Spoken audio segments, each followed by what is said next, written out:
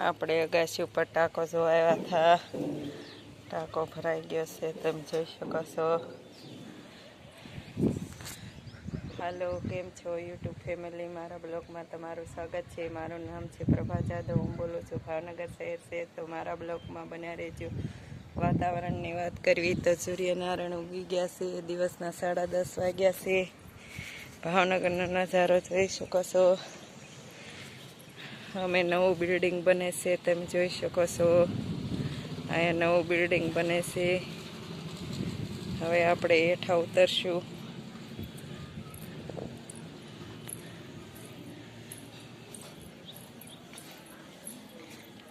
હવે આપણે અગાસી ઉપરથી હેઠા ઉતરવી છે.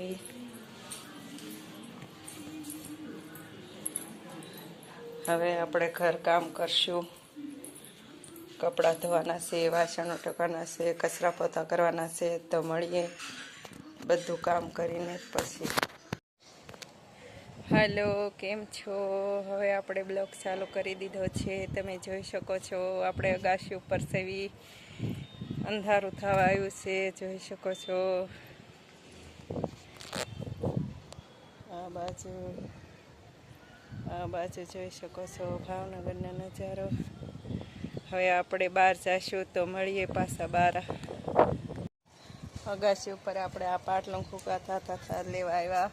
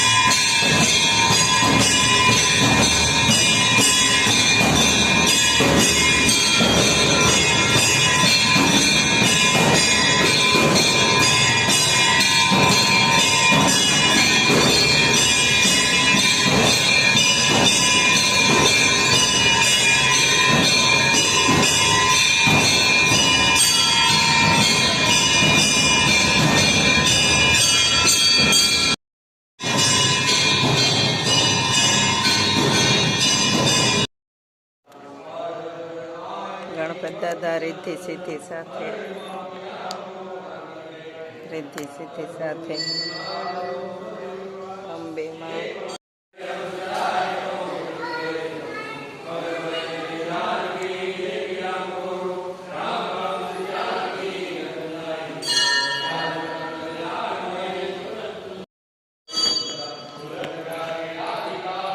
ગોળબાર હનુમાનના દર્શન કરીએ. આ બાજુ આરતી પૂરી થઈ. આ બાજુ જોઈ શકો છો.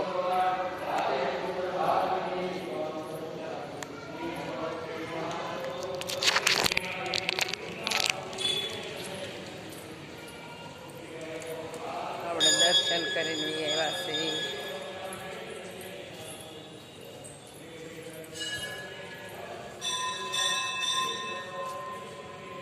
આ બાજુ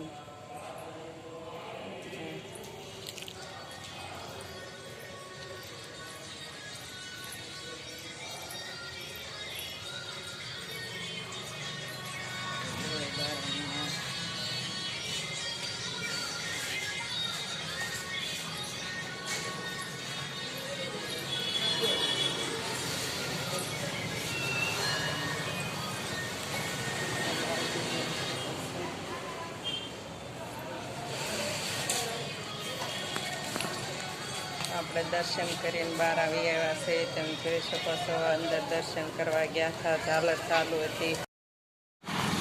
ગોળીબાર હનુમાન દાદા ઉપર છે.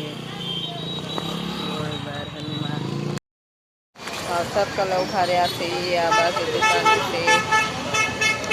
આ બાજુ દુકાનો છે.